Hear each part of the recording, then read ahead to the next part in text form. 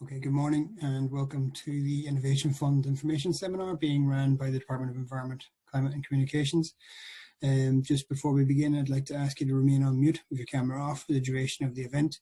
You will see with the questions and I'll take you through where you can raise those on Slido, and just to note that the event will be pre-recorded. My name is Errol Close. I'm the head of the Environment Advisory Unit in the Department of Environment, Climate and Communications. This morning, I'd just like to take you through an overview of the Innovation Fund, a quick overview for myself, and I'm very happy to welcome colleagues from DG CLIMA who will also take you through some of the more detailed aspects of the Innovation Fund and what I like to refer to as the honours maths end of the Innovation Fund, which is the greenhouse gas emissions reductions, and hopefully that will point you in the direction of the considerations you need to make in finalising your application in order to apply in advance of the closing date of the 29th of October. Just to give you an overview of what we're going to cover this morning, I'll give you an introduction.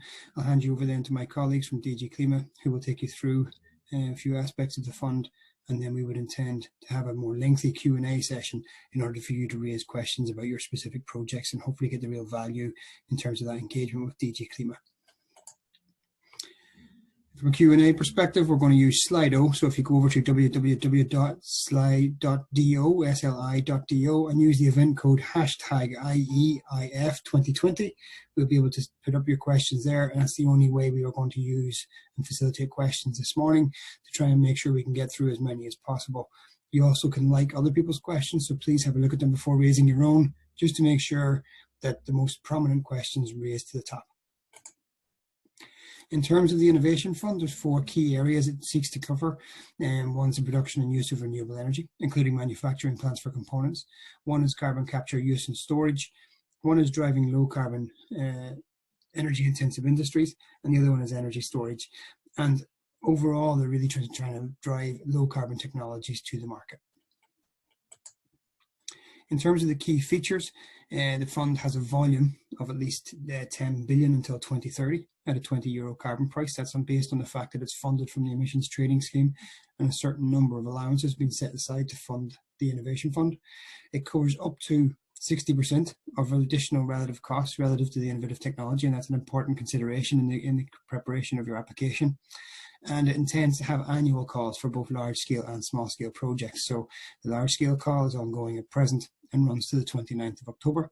And the small-scale call, the Commission have accelerated this, we're very happy to hear, and is intended to launch on the 1st of December. So both of those available this year. As I said, it's financed from the revenues of the emissions trading scheme, support of additional capital and operating costs up to 10 years, and I'll talk about that in a few minutes. And the first call that I'm talking about, the 29th of October, has a volume of 1.1 billion assigned for large-scale projects. You can be a single applicant or consortium, and I saw some of the initial questions on Slido are in regard to how to put together a consortium, so we'll get to that later. And the project starts possible application after application for the first stage, so you can start the project thereafter.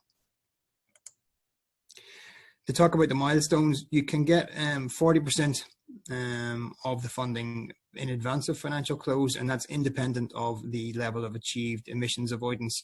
The NER 300 scheme that preceded the Innovation Fund had a number of aspects like this that were challenging to projects, and so the Innovation Fund has sought to address those, and 40% funding before financial close is independent of achieved emissions avoidance, and you can agree the additional milestones with the Commission as part of the process.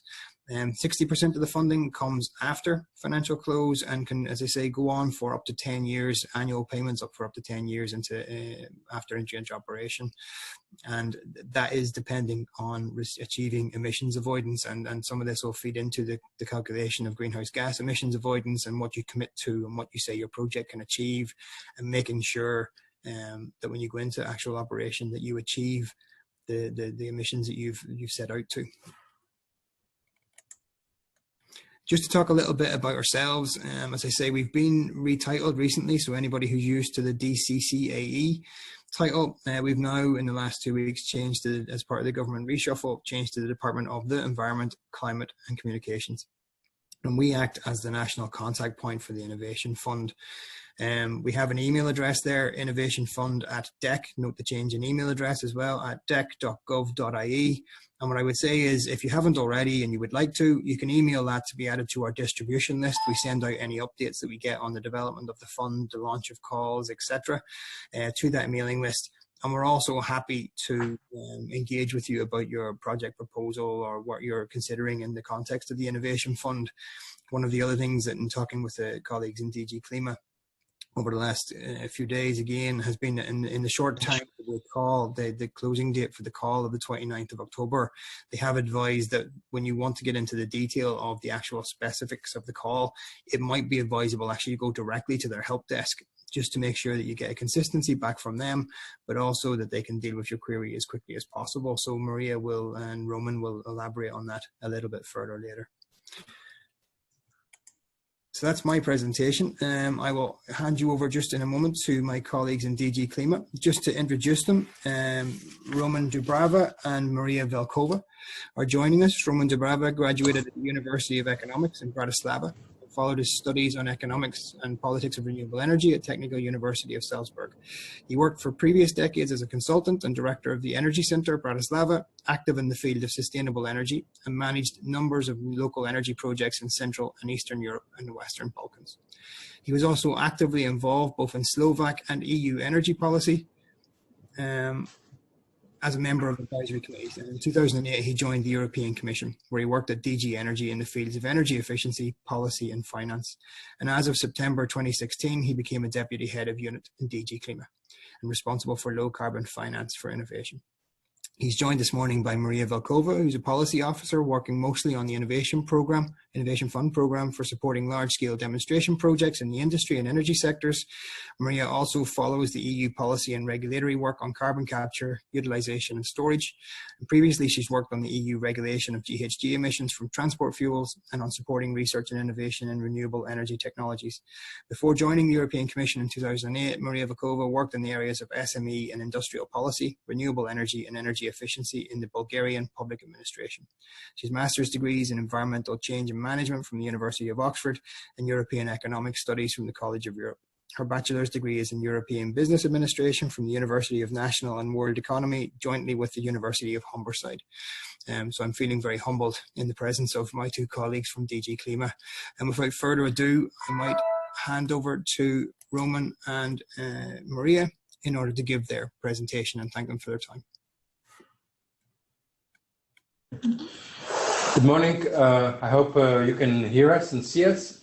Thank you very much, Earl, for the introductions, and we are very pleased to be with you, although we can't see you, but these are the times we are all accommodating. And thanks a lot for organizing this workshop. It's very timely, and I hope it will be useful for the applicants of the Innovation Fund.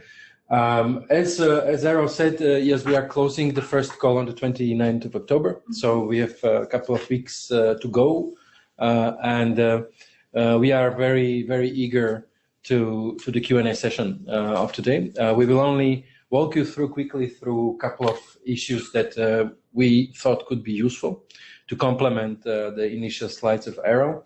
So on the process of the Innovation Fund application and selection, just to make it crystal clear that we have now the large-scale call, which is focusing on projects above 7.5 million euros capital expenditure.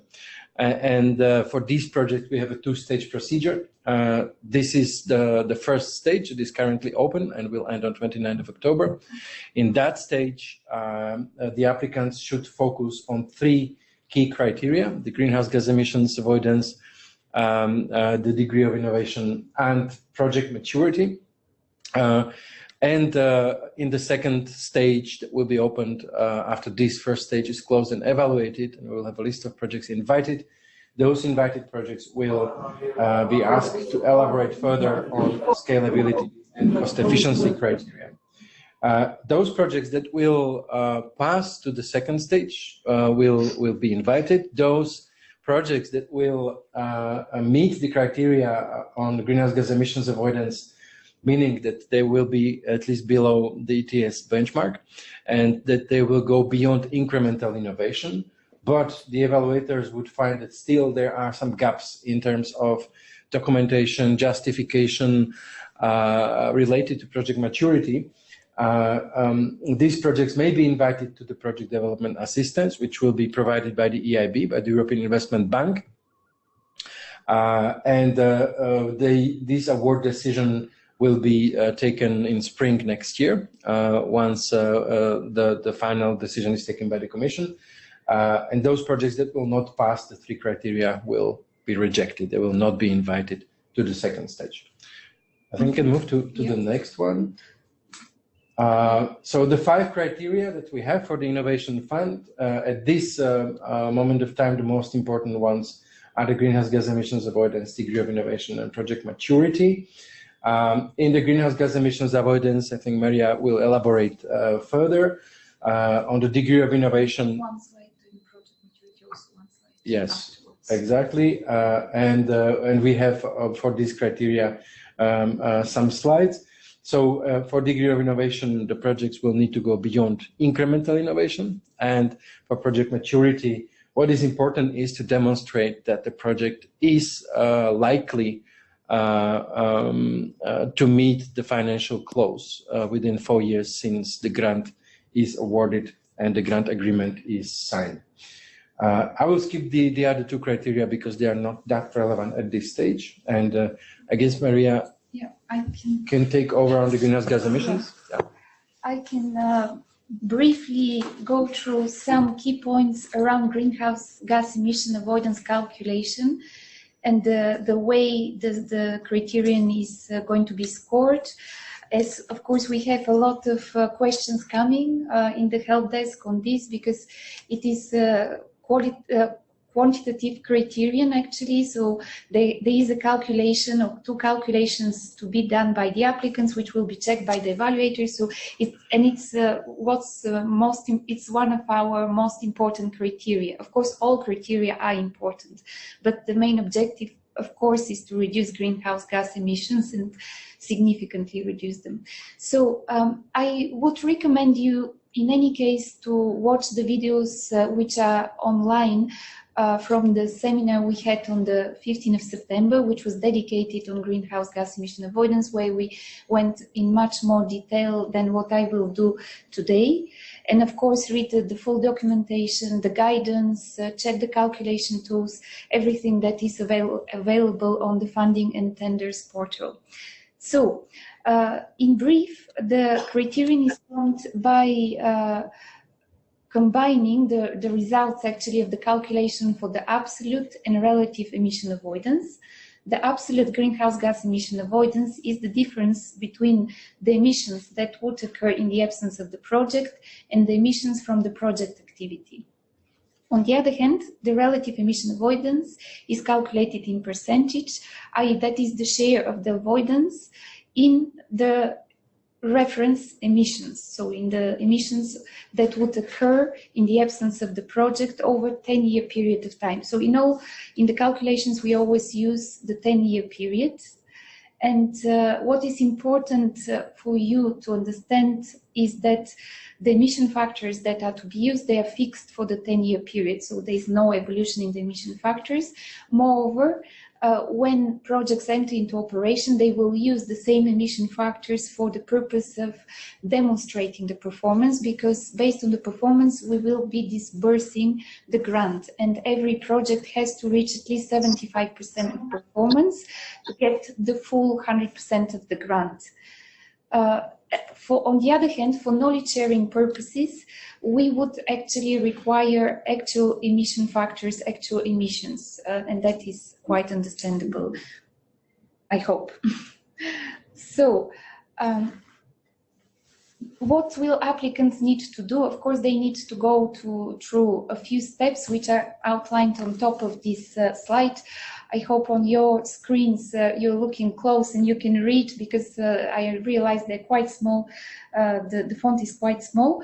But first and foremost, of course, the projects need to define what the project is about and the boundaries of the project, and then classify the project. And here we get quite a lot of questions. Which sector should we choose? Because we have in Annex C, there is an appendix which actually explains how we classify the projects under categories, sectors, and products. The categories actually are the big categories from the EU ETS directive, which is our legal base, and they are energy storage, renewable energy, energy-intensive industries, and CCS. And actually, the annex, the methodologies, are organized around these categories. On the other hand, the categories have subsectors, and you have to actually choose also a sector which is important to derive the score for the absolute emission avoidance, because there is a certain normalization which is done there, and the best absolute emission avoidance in a sector will get the highest score there. So from 0 to 5, so 5 will be given to the project which promises to deliver the highest absolute emission avoidance. So it is kind of important, but of course the choice is not random. And then you have to of course define your product. And I just in 2 slides I explain very brief how you choose the sector. Actually, in most cases, it's really quite obvious because there's one principal product and the sector is there in the list. So there's really no question like wind energy or cement production.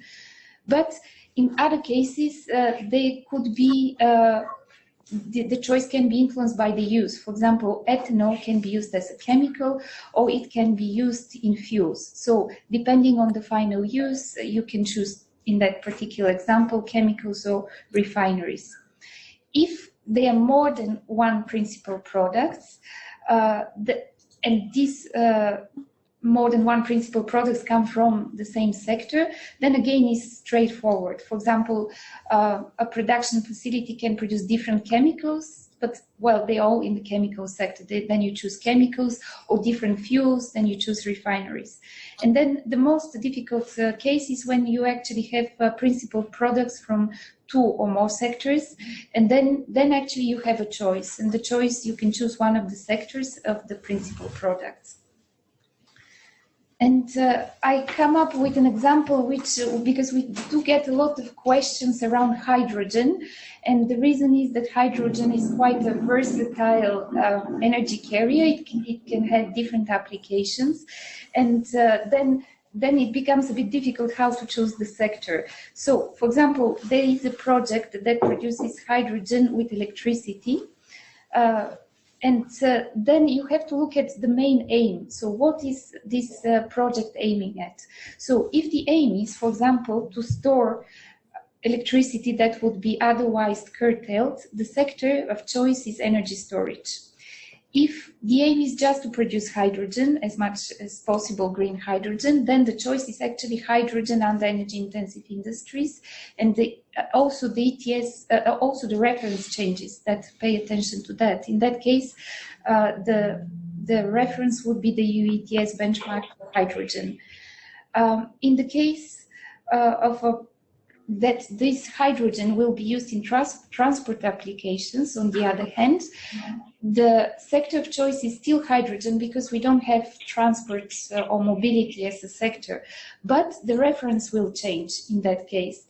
And then the reference will be the fossil fuel comparator, which we give in the annex for the transport fuels that would be displaced. And then a final example, if that project is combined with innovative production of renewable electricity, then the applicant has a choice to choose like renewable electricity or energy storage. And there, of course, you can be guided by where the main innovation takes place. It could be more wise if the main innovation is renewable electricity, then choose renewable electricity. But we're not so prescriptive here. And So after the classification, you would need, of course, to describe your reference scenario and the project scenario. In this table, we will make these presentations available, but of course, the main guidance and documents to use are the official documents, which are on the tenders and funding and tenders portal.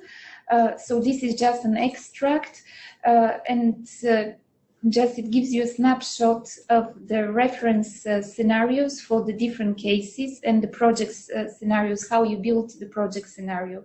So, for example, in energy intensive industry, if there is an EU ETS benchmark, this should be taken as your reference scenario. If there's one exception, actually, when you're doing a modification of an existing plant, then the existing plant can be the reference, so long as the modified plant meets the ETS benchmark. Then the project scenario actually looks at the changes in inputs, processes, products, use, and end of life. So you can, in fact, if there's no change in any of these components, you can disregard this change for the absolute emission avoidance calculation.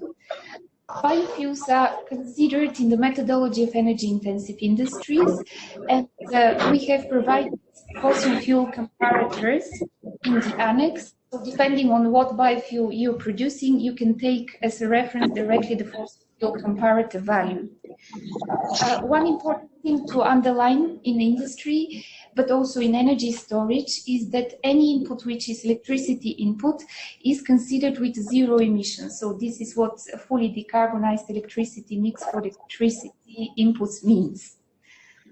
Then that's for industry. For CCS, the reference scenario is the CO2 releases that would occur in the absence of the project. And in the project scenario, you will take into account any emissions that are due to the capture, transport, and storage of the CO2. Renewable electricity, the reference scenario is the expected 2030 electricity mix. The emission factor is in the annex. I just don't have them here on the slide. For renewable heat, it is the natural gas boiler emissions. Again, emission factors are in the annex. And then in the project scenario, especially in first stage, we take into consideration only for bio projects that use biomass feedstocks, the emissions from the production and supply of biomass and biomass-derived fuels for conversion into heat or electricity. And then finally, for energy storage, the reference scenario is a single cycle natural gas turbine peaking power. And then, but on the other hand, for the project scenario, you need to take into consideration emissions related to the provision of energy caused by the project activity, such as like use of fossil fuels and heat. So it's really very brief. The methodology is very, very detailed, and yet not sufficiently detailed because we couldn't have foreseen all possible cases. So if you have specific technical questions which you don't find the answer to, please put them in the help desk and as soon as possible, because the help desk will close 10 days before the submission. So that was on greenhouse gas emission avoidance. Roman already mentioned that the second criteria is degree of innovation, where applicants will have to describe the state of the art and how much they go beyond it. And the minimum criteria for passing to second stage is that projects need to go beyond incremental innovation. This will be checked by external evaluators, quite similar to the way it is done in programs you may know better, like Horizon 2020, for example. And then I pass the floor again to Roman on project maturity. Yes, we have received a couple of questions from applicants on in particular the robustness of the underlying data and how close the project should be as regards all the documentation. What is important is that from the maturity point of view, we will be looking at technical maturity, the financial maturity, and operational maturity. So it is to determine whether the project has high chances to essentially sign all the financial documents with funders and investors. That's what we are calling the financial close within 4 years since the grant award. In this first stage, it is already important to provide as much documentation and justification and evidence as possible, whether it comes to the description of the technology, whether it comes to the any existing discussions with your potential funders, financiers, owners, etc., that would underpin your story, that would underpin that the project is essentially on the path to sign all the necessary documentation in time, and in terms of operational maturity, how well the project is designed and developed in order to be deployed on the market shortly. So how much have the project promoters discussed with their potential off-takers? How robust and solid is the relationship with potential suppliers of technologies or services? What is your plan to deploy the project in the operational framework of the technology and on the market? And this information, we obviously understand that they will evolve over time, and that is natural. That's why we have 2 stages, and we will accept, obviously, if the business plan evolves between the 2 stages, if your documentation becomes more robust. But already at this stage, obviously, the more justified and well documented information you provide, the better. That's why we have asked for 3 mandatory documents: the feasibility study, the business plan, and the project implementation plan that should underpin the information provided in your application form. How these 3 documents will look like, we are not regulating. We are not providing one unified template, because we do understand the variety of situations in different technologies, in different sectors, in different projects. But the application form is designed in a way that will guide you also through a structure of these 3 documents. And essentially, those 3 documents should be complementing and underpinning the information in the application form as regards the maturity. And obviously, the evaluators, after reading the application and the documents attached, should be able to judge the situation of the project, the likelihood of the project going forward, but also seeing that you have understood the risks and you have addressed the risks through your mitigation strategy. So that is the essence of the project maturity assessment. Again, the more justified, robust information you can provide, the better. But we do understand that the project will evolve over stages, and this is well embedded in the selection system.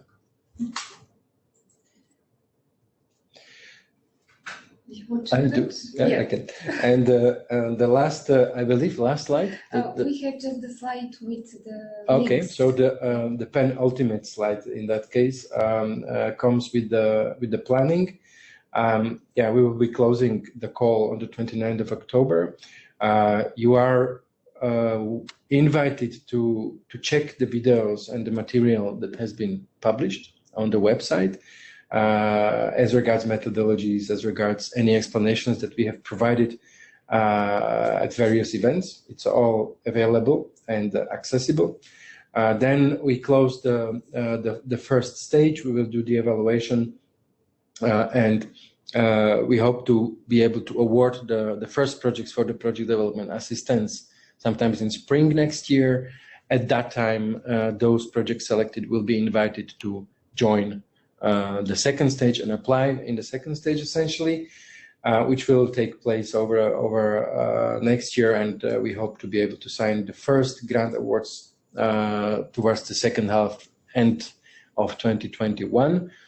But in the meantime, we are already planning to launch the second call of 2020, the call for small-scale projects, so those projects with the capital expenditure below 7.5 million euros. That call is planned to be launched on the 1st of December of this year.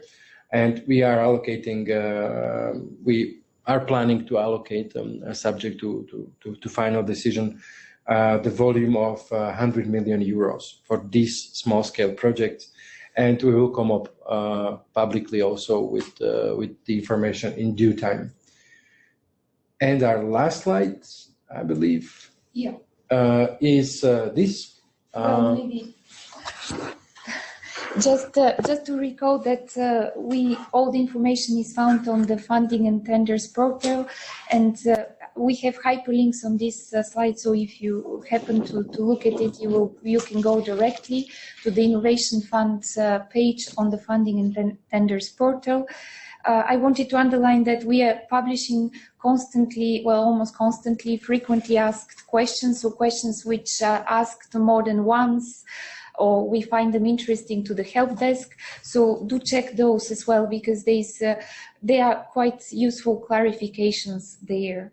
And maybe I should encourage you, if you're indeed planning to submit an application, start doing that. You can start drafting and submit, of course, whenever it's ready, but you can already actually test the IT environment. And we encourage you to do so you don't miss the deadline. And this is from us. We are ready to answer questions as much as possible. Okay, thank you, Maria, and thank you, Roman. Very helpful presentation. What I might do is we'll switch immediately over to Slido. It's probably the easiest way to start picking up the questions. There we go. So everyone, Maria, Roman, you can confirm you can see that set of questions that are on the page? Yeah. Okay. Yeah, we see them. We see them on our browsers, but it's okay. Yeah. Perfect. And participants can see it? You can see it through the Zoom screen as well? Yeah. Yes. So maybe the first question, we'll just take them in order of when they arise. So at the top then, first question, if a project's financials, and sorry, I should also introduce, apologies, Gabrielle is also going to join us. So Gabrielle works for the Innovation and Networks Executive Agency, who support the Commission and the implementation of the Innovation Fund. Gabrielle has a background in political sciences and economy and has been working in the field of EC funded programs for innovation support since 2010. First in the field of transport and energy, and now including climate actions. In the INEA agency, he is in charge of the Innovation Fund program coordination and of the evaluations of proposals. So an easy early opportunity to grill the evaluators on how your projects will fare and how to go about positioning your projects well in the project, in the fund. So Gabrielle, you're very welcome. And I will throw questions out to the panel and you can answer them as you see fit. So the first question, if a project's financials turns out better than expected versus the business plan when applying for funding, does the company have to refund part of the grant? So I know you covered some of this in terms of your commitments there and 75%, but maybe if you want to just reinforce. For you? Yeah. So in general, if the applicants will be asked at the entry into operation to submit the audited statement on the calculation of relevant costs, this will be to be provided by the third party, so by a third party auditor.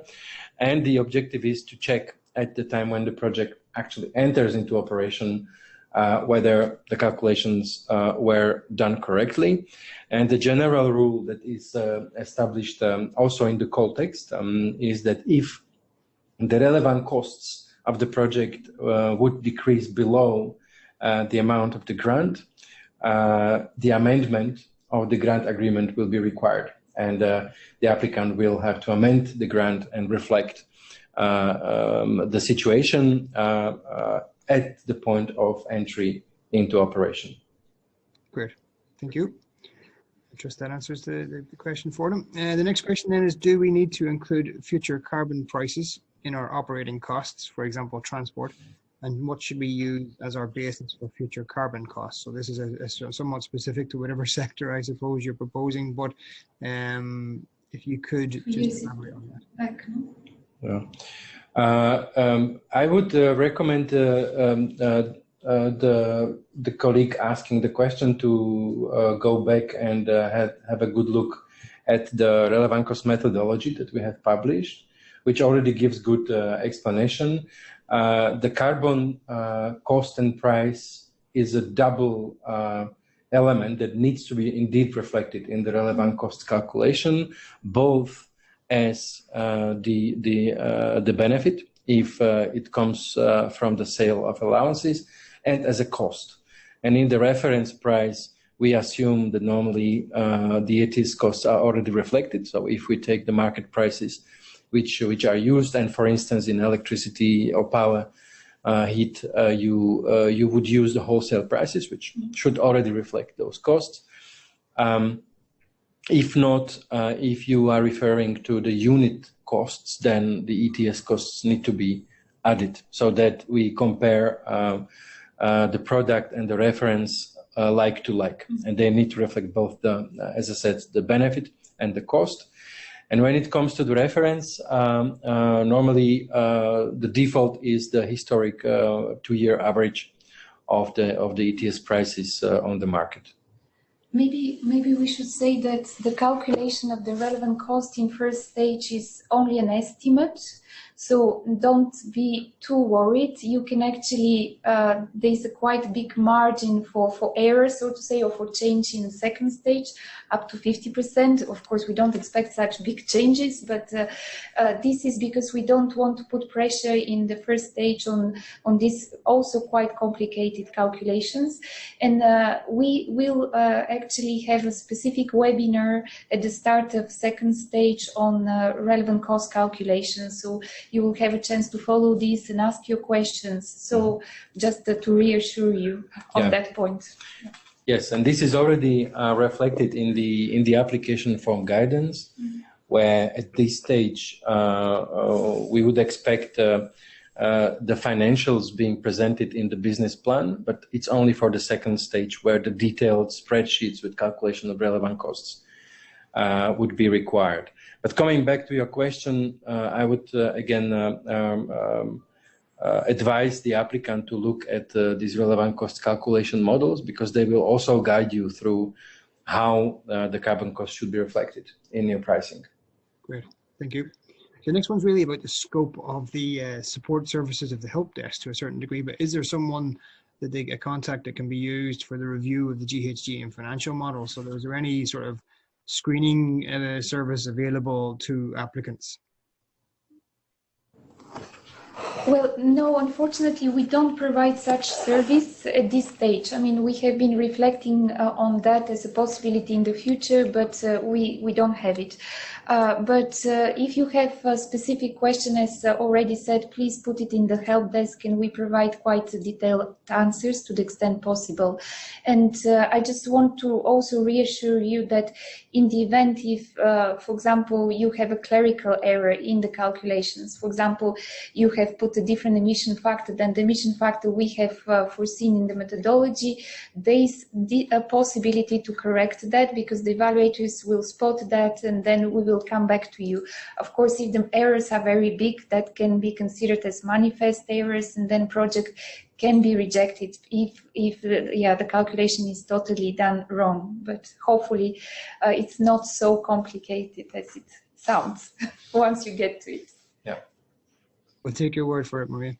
If a project substitutes an existing technology or process where no alternative investment is needed, the applicant's asking, can they assume no reference scenario for relevant costing? It's a tricky question, and I assume you're referring to the situation where there are actually no additional costs. So in that case, there are no relevant costs. And indeed, then the project does not seem to fit under the Innovation Fund.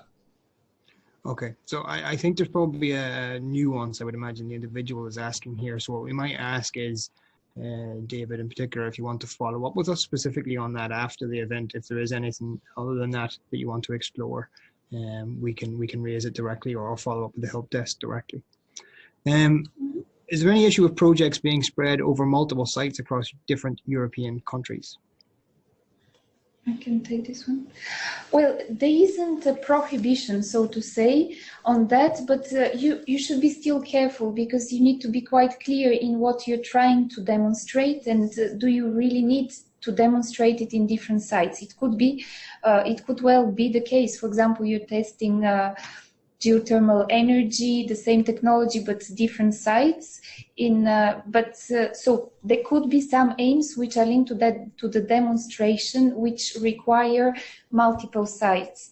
But I would be still very careful, because obviously, like if you're working on different sites, this increases the risks related to the project maturity, to delivery of the project. But so long as you're confident that you can do it and that is necessary, this is possible.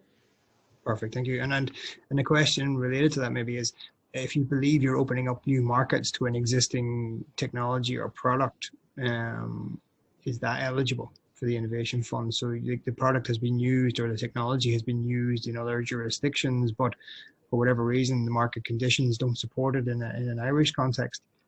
Is that a possibility? Yeah, that is possible. Even the definition of innovation is very large. I mean, we don't say specifically technical innovation. It can be business innovation.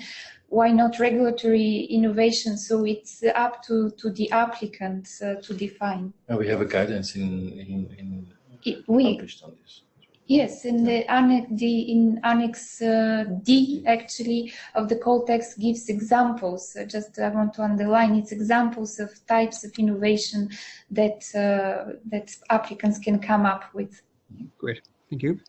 Next one's around benchmarks, and it's in the case of the EU ETS heat benchmark, it will reduce by 24% in 2021. Do we use the 2020 or 2021 benchmark for stage one, and or other? So over to yourselves. Well, we're quite clear in the code text that you need to use the benchmark that is in application at the deadline for submission of application. So we don't expect the benchmarks to be amended this month. So you need to use the current benchmarks. And it is quite likely actually that they are amended before second stage. So at that point of time, you will need to use the amended benchmarks. Also, we don't know for certainty what is 24%. It could be less. 24% is the maximum. This will have an impact on the calculation, but that is okay. Even if there is such a change which comes because of the change to reference, there is no issue in a way in second stage that there is a change in the greenhouse gas emission avoidance that will be claimed. Okay, great, very clear, thank you. Next one is, are there any available templates for feasibility studies, business plans, or implementation plans? No, as I said, we are not regulating how these documents should look like, but please follow the guiding questions in the application form, because these documents should provide complementing information to those. So no predefined templates, but definite requests for certain types of information. Yeah, okay. Next one is, do energy storage projects have to produce electricity as a project? The thermal energy storage system stores energy and discharges as heat. I assume. Yes, it is possible that we have kept the definition of energy storage as wide as possible, so any type of energy is eligible. And I think there is a linked question, then the next one, what is the reference to be used in that case if it is heat storage?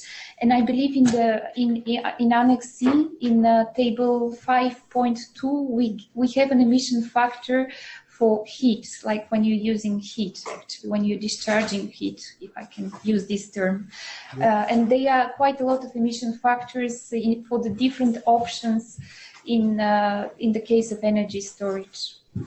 Okay. The next one again is somewhat similar. The demo project decarbonizes 30% of the heat benchmark. Do we compare the 30% or 100% to the reference benchmark? Well, in the reference, you have to take all the emissions that would happen in the absence of the project, and then for the nominator, you take the emissions that would be avoided. So I believe 30% in that case will be the relative emission avoidance. Yes. Yeah. But again, if somebody has specific questions around that, they need to take the scenario and send it to the help desk, because it's quite a detailed question. The next one then, when will the second call for large projects close? So you have the second call. So that's the second part. So that's in your timeline really in the slides towards the end of your part. I assume this the second stage. So the second stage will close towards the middle of next year. Is that correct? Yeah.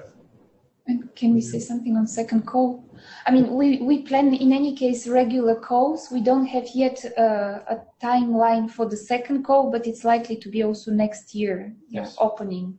So, but do follow us on, on our website and Twitter and all the communication media we have. But it would be envisaged as well, I assume, that the timeline for a call is in its entirety from first call opening to the project award is of the 12 to 15 months period, really. Yeah. So it will open in 2021 at some point, but awards. Yeah. 2022, exactly. Yeah, we need to take stock of the results of the number of applications actually for the first stage now, and based on that we will decide on the timing for the second call, because we just don't know whether we will be oversubscribed or not. So. Sure, absolutely. And is it worthwhile at this point in time, the first call for small projects will open in December? Do you have any indication at this point in time on the timelines associated with that, just for people who are interested? Yes, some indications are that we would try to have the call open the 1st December. Evaluate. It's only one stage procedure. So the aim is to be able to sign the first contracts still next year. Yes. Okay. Great. Thank you. So the next question then is, can the project have a component of research and innovation to it, in addition to the commercial scale aspect of it, or would this be discouraged? And it might be also useful to consider at this stage, in the context of this question, people can blend different types of EU funding. So I assume they could also look for Horizon Europe funding for some aspects and Innovation Fund funding for certain aspects. But the direct question is, can all of this be included in the Innovation Fund application? Well, it depends. In principle, yes, of course, it has to have a good link with the main aim of the project, of the demonstration. But I can imagine cases where in a smaller part, there are certain developments maybe for the scale up of the project. And as you know, in second stage, we have the scalability criterion, which is actually subdivided into scalability of the project itself, and then regional and economy-wide scalability. So, for example, if there is a link to the next stage of the project, why not? It is a necessary development for this project. So it depends. But yes. It depends. But it may be important. But I would underline probably that the key objective is to ensure that the project actually enters commercial operation. So it is not a research program that we are talking about. If the project is still at the stage before, we would rather recommend the project to apply, for instance, to Horizon Euro program, Horizon 2020, or EIC, if it comes to, for instance, venture capital stage, etc. And when it comes to your question on the potential combination. Yes, it is possible. The Innovation Fund can be cumulated with other centrally managed or state aid funds, subject to the rules applicable to those funds. Great. Thank you. The next question then is for small scale projects. Is there a requirement or a preference for applicant consortium makeup, the number of members, sectors represented, scale, or national? Gabriel, this may be for you. Yes, thanks. No, actually, there is no requirement. Obviously, for the small scale, the proponents will come with a setup which is best to carry on the project. So it can be either a single applicant, company, or obviously consortium. And the number and organization within the consortium is also left to the applicants. So it's very open, and there is no prejudgment of the type of setup that would be proposed by the applicants. Perfect. Thank you, Gabriel. Next question then, if the project benchmark is heat, is the use of electricity at a high coefficient of performance to produce high temperature and eligible project? Well, it sounds an eligible project, but of course this will be checked by the external evaluators more for the component of whether the project is innovative or not. But I mean, to me, it sounds eligible at the very least. Yeah, in a general sense, the principle of it is eligible for the fund, but they're specifically engaged with help desk around the specifics of the project, perhaps. Okay. The next one is about a particular clause in the annex. So hopefully you're familiar. 4.1.3.5. You know that one. It talks about, is it a big hurdle to use production cost plus an appropriate profit margin in the reference scenario? And what's an appropriate profit margin? Well, in the reference scenario where you are referring to reference costs and reference prices, they should already include normally the profit margins. If you refer to the unit costs, probably you would need to add those, and these are always the applicable market standards or your corporate margins that you would use in a similar situation. Okay. And we've had a scenario where we've had people asking before, note that the market price of a product, they wouldn't be able to realize that market price due to creating a new product. People wouldn't be as comfortable to pay the market price for their product because it's new, because it's innovative. How does someone look at a sort of circumstance like that in the context of the fund?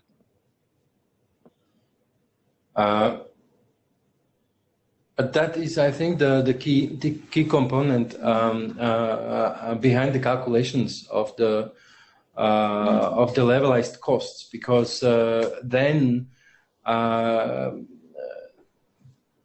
potentially increased cost that is necessary to go for the investment due to the innovation should be reflected in the WACC. So in the expectations over returns on investment due to the expectations related to the cost of debt and due to the expectations related to the margins related to the innovation components, and they are exactly reflected in the calculation and should be based on the corporate structure and corporate expectations. And we have provided some guidance already when it comes to these margins related to innovation. And again, I would refer back to the methodology that has been published. Great, thank you. The next two questions are around the help desk. So I think Maria and Roman, you've shared the link for the help desk in your presentation. But what is the expected turnaround time if there is a stipulated one for queries into the help desk? Maybe Gabriel, can you explain? It's actually 15 days that we have to reply to the questions, but I mean, it all depends if the question is complicated or and we have to further elaborate the response. So I would say 10 days, we're still within the scope. If it's beyond the 15 days, please just send us a reminder through the help desk, and then we will check that it's being processed. But a very important point to make in the context of a 29th of October deadline is that if there's a 15-day turnaround, queries need to be getting raised as soon as possible with the help desk. That's the maximum, huh? Yeah, absolutely. Okay, thank you. So the next question is around a base chemical plant classified on EU ETS as a combustion of fuels, but for GHG calculations, is the project product heat or is it our base chemical product? Well, most probably I would need a bit more detail on this project, but in principle, if the innovative project is going to produce chemicals, then the reference would be the base chemicals. But if the project, for example, is aiming to do a modification And in that case, they can use their existing plant emissions. So then it goes maybe more towards this EU ETS as combustion of fuels. But I don't have enough in detail here to say. So if that answer is not sufficient, please provide a little bit more detail in the help desk, and we'll try and answer and give you a good guidance there. Perfect. And it goes back to the example on your slide, really, of the storage facility. If it's predominantly for curtailed wind, you look at the electricity. If it's predominantly to produce hydrogen, you look at the hydrogen. Yeah. That's the principle. Yeah, exactly. Yeah, that's the main principle. Yeah. Okay. With regard to small scale projects, what deadline is envisaged for applications? I mean, we talked about the overall, we talked about the opening date. Do you envisage kind of 3 to 4 months for the call window? Yes, I would. I wouldn't give at the moment the precise date, because this is still subject to discussions. But a generic answer we can give is that yes, in the first quarter of 2021. Perfect. Thank you. The next one's about technology readiness level. So is there preferred technology readiness level at the start of the project? We've heard that TRL 6 or 8 is an unofficial benchmark of the project. Yes. We're trying to make it an official one. Can you elaborate on that? Yeah. There is no requirement when it comes to TRL in the Innovation Fund. We do not measure the maturity of technology or the project solely on the basis of TRL.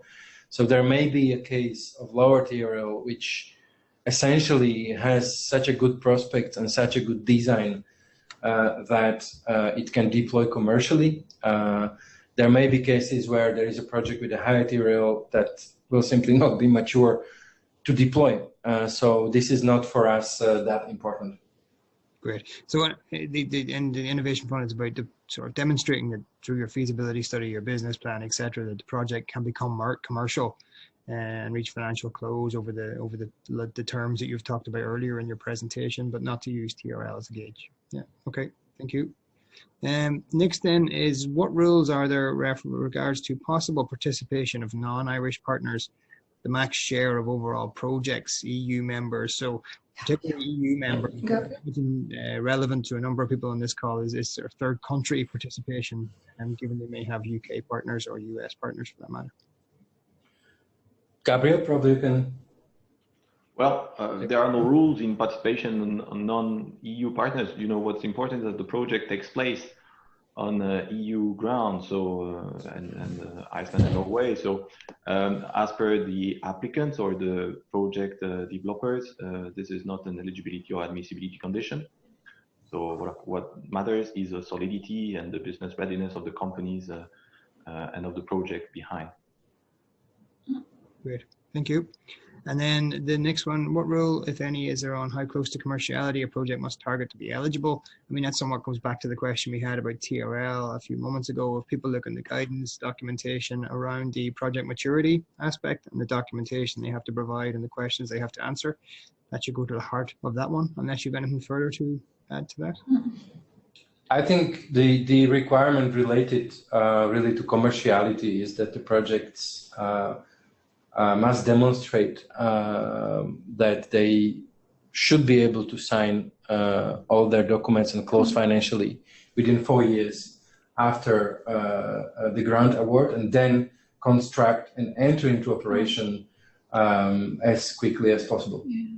And just maybe to differentiate between eligible and assessment, because here it's not a question of eligibility, but this will be indeed assessed under project maturity. So just for our terminology, it is kind of important, because eligibility assessment is done at the start of the evaluations, and some projects may be found ineligible, for example, if they take place in the territory of the UK. Yeah. Perfect. Next one then, so this is about historical reporting versus what can be used for benchmark. If we have been reporting our energy usage under the heat benchmark, must we continue to use this, or can we create a new product benchmark for our process? Well, here I think that the question is, or what the applicant will need to determine whether they're doing a modification to an existing plant, in which case they need to use, or they can use actually their own reference emissions. In that case, what they have been doing.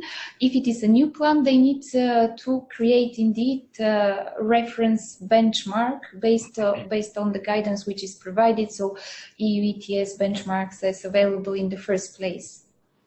Great, thank you. The next one's about the types of organization that can participate, and if there are any other limits you might know, but can a research performing organization join in the consortium for a project? I assume there's no prohibition from these types of organizations participating.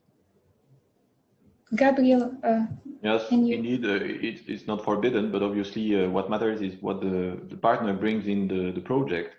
And obviously, like Roman and Maria said, the project must be ready to enter into operation and to go to the market. So it needs to be considered, but there is no restriction against that type of company joining in. Great, thank you. The next ones are projects targeting greenhouse gas emissions reduction in agriculture, for example, methane and nitrous oxide, excluded from the fund because they are non-ETS.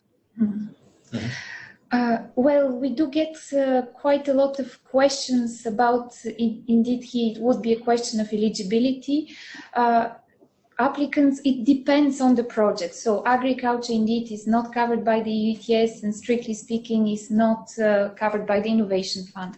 But there could be situations where projects which are in agriculture can be eligible. For example, if it is innovative use of renewable energy, or for example, if they take the methane and produce biogas, okay, that's here maybe it's a question of innovation, whether this would be innovative or not, but there could be like innovative projects like a higher efficiency in the production, for example, that is considered as renewable energy, biogas, methane, so that could be eligible. So you need to think about what is eligible for us. Indeed, the EU ETS sectors, any link with the EU ETS sectors, for example, taking CO2 from EU ETS sector makes a project eligible, but also anything to do with innovative renewable energy storage can be eligible as well. Great, thank you. The next one's around it's energy, so it isn't ETS, but in a sort of buildings aspect of it, so particularly non-ETS potentially. But are large-scale energy efficiency, such as demand-side reduction projects, included as applicable for the Innovation Fund? This is a tricky one, but I again would refer back to the sectors that are eligible under the Innovation Fund. And if you link to those sectors, the project should be eligible. For instance, what comes to my mind is a large-scale energy storage, which could be based on the demand-side measures in buildings. Okay, and if it particularly if it's incorporated into an ETS facility in that regard. Yeah. But energy storage projects, energy storage projects don't need to have a link with the EU ETS. But so if it's demand side management, it could be considered as an energy storage project. But if it's only energy efficiency, perhaps more difficult. So. Exactly, because it's a question of design and then justification of the innovativeness of the concept. So a traditional renovation of buildings, without any impact on the grid in terms of storing and bringing the greenhouse gas emissions related to that, reductions to that, then it would be difficult. But if you consider a project where you would integrate renewables, energy storage, DSM measures, and as such having an important impact on the profile of the energy produced and consumed, which could be understood as an energy storage or innovative renewable energy project area, then I think it should be possible. Yeah. Great, thank you. The next one is then, is there a ranking on the selection of projects based on the negative carbon impact? So I don't know if you want to elaborate around how projects are evaluated or ranked in general, and as part of that, how is negative carbon impact? Yeah, no, I'm happy to say something on that, because it is indeed, it will be considered any possible net carbon removals, as we call them, or negative emission projects would be considered more favorably under degree of innovation in second stage. So in principle, we will cap the relative emission avoidance to 100%. So even if it is more than 100%, the maximum score under greenhouse gas emission avoidance is 5. But such projects will get bonus points, let's put it like that, in the second stage. This will be elaborated more in the second stage when we open second stage. So, because we do want actually to encourage such projects. So it's good, really favorably. Great, thank you. And the next one's around the composition of the applicant, and can that change? So if someone applies at stage 1 and subsequently add additional partners, etc., or the relationship of changes at stage 2, can that be done? Gabriel, do you want to address this one? Yes, I can start. I mean, this one is a bit tricky because obviously we have 2 stages, but it is extremely important that right from the beginning you foresee very well how you will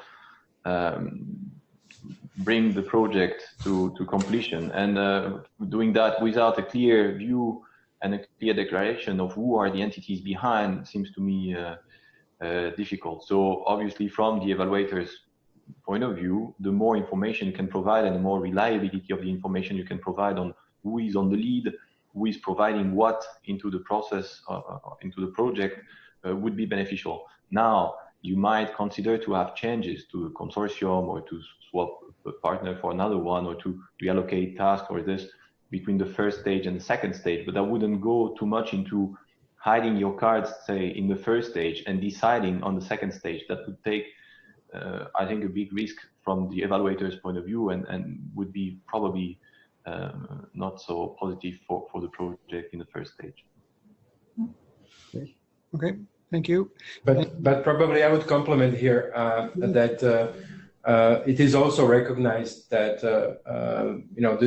these sort of projects are living organisms. So if the change is not substantial, especially when it comes to technology, the overall design, the market, etc., it is not prohibited, obviously. Yes. Okay. Correct. That's helpful. Thank you. I might skip over. I think we've covered the project maturity discussion quite a bit on previous questions. Might go over to the next one then.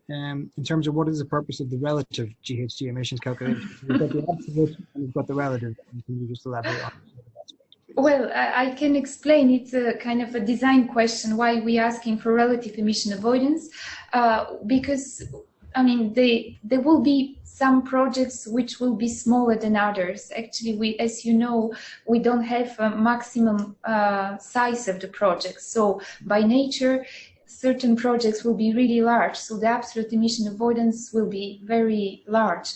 However, we can have smaller projects which are very innovative, with very high relative emission avoidance, and we want to see those happening and demonstrating these technologies, which once scaled, it could be like modular technologies, then have a very good impact on overall emission avoidance in the future. So we want, in a way, to counterbalance this absolute emission avoidance with relative emission avoidance. That's, well, it was a design decision, the criterion. Try and level the playing field. Okay, thank you. The next one we've dealt with around the high coefficient of performance. Yeah. So the next one ends about, can equipment suppliers and owners of IP be parties to the application? And if so, what are the implications? And I assume this is a question around knowledge and kind of public awareness of the project, etc.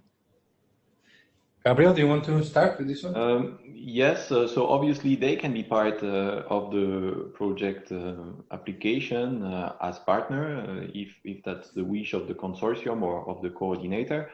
And you know that there is a whole section on the roles of the different partners in the project, both in the call text, but also in the model grant agreement, which I encourage you to read if you want to further investigate what should be the place of each applicant in a consortium, but it really left for the applicants. So we could also very well envisage that equipment suppliers are simply subcontractors to the project, in which case they are not fully signatory in the contract. But that's a bit the strategy of the project. If these suppliers are so important and so considerable that they need to be fully associated and signing the grant, that's one approach. They could also be simply named and their input explained in the grant without being full signatory in the grant. So I think cannot be a yes or no reply. It needs to be considered project per project. Mm-hmm.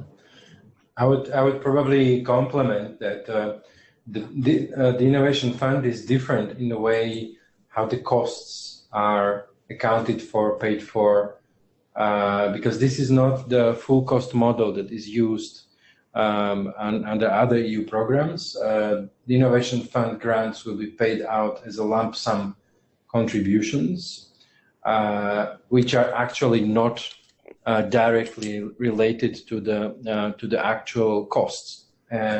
So if there is a partner that will supply technology, I mean, those costs are fully to be fully included in the calculation of the relevant costs, and they will become the project costs and remunerated.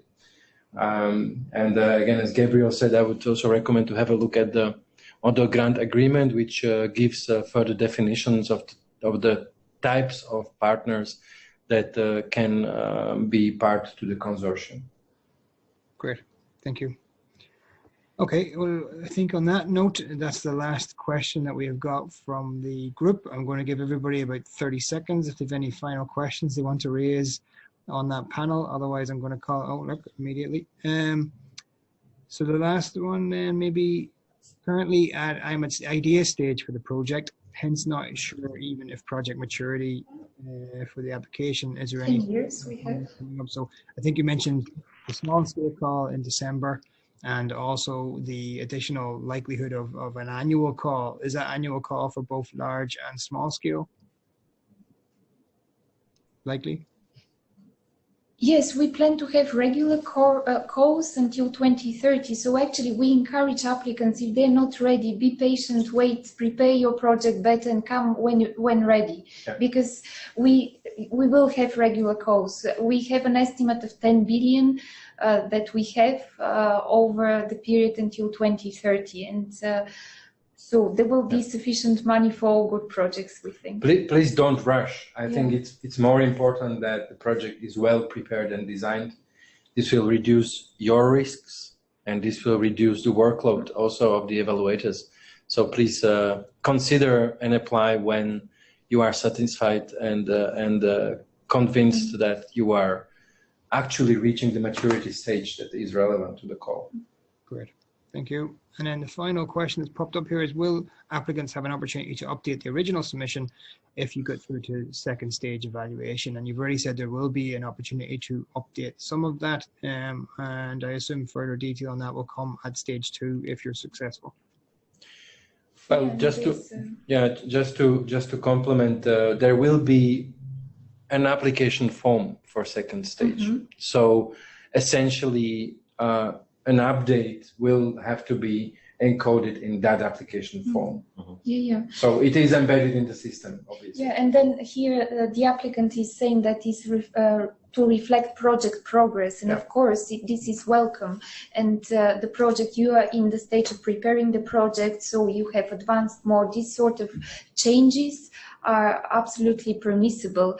And in the code text, actually, we have a section on changes between first and second stage. We give some indication what is permissible, what not. In any case, justification has to be provided, and this will be judged by the evaluators. I don't know if, Gabriel, you want to add something on that, but... No, that's quite complete. You just need to explain the changes and voila, to make them clear. Great, thank you. Okay, with that, then I will call the Q&A session to a close, and the session to a close. I'd like to thank Roman, Maria, and Gabrielle for their time this morning, and their time over the last 12 to 18 months with me in terms of bringing me along that process and the development of the fund, and all the efforts they've gone into to both launch the 2 calls this year. I think that's very well welcomed in Irish circles. I also want to thank in the background Beatrix and Gary, who are our own Beatrix Exer, Gary Jones, who have been making this all work pretty well in the foreground and making it easy for the rest of us to present. And they will be on the receiving end of any emails to the Innovation Fund email address at our own department if you want to email in. I think the key takeaways from me today are: 1, 29th of October is coming very, very fast. 2, I think it stood out to me about the 15 days, and I know that's a maximum, Gabrielle, but just 15 days turnaround. So please get your queries into that help desk as quickly as possible and do it directly. And 3, I think a number of the queries this morning raised the need to go off and probably further delve into the guidance documentation, which is available on the Funding and Tenders portal, which was in the DG CLIMA presentation earlier. Look at that and then raise any specific queries around the questions you raised with the help desk as soon as possible. I don't know if anybody else wants to add any additional comments to that. No, but thank you very much for organizing this session. I think we hope it's been very helpful for the Irish applicants, but also for communicating on this possibility now and in the future, in the coming years. So thank you very much for being proactive. Brilliant. Thank you very much. Yes. Thank you all. And good luck. Yeah, and good luck to all applicants, of course. Yes. Thanks very much. And one final thing to our participants, thanks for attending at these forums. They're not in the usual format. We would like to engage with people, but hopefully give you an opportunity, particularly in the current circumstances, to still engage. One thing we would ask is we are going to issue a survey shortly after this concludes, just to get your thoughts and views on how these types of forums are working for you and how we can improve them in the future. So we'd appreciate if you take sort of 10 minutes to complete that survey and send it back to us. Other than that, I'll draw proceedings to a close, and we look forward to many successful applications from Ireland and the Innovation Fund. Thank you to the presenters and thank you to attendees. Enjoy the rest of your day. Thank you very much. Thank you. Bye-bye. And bye-bye. Good day.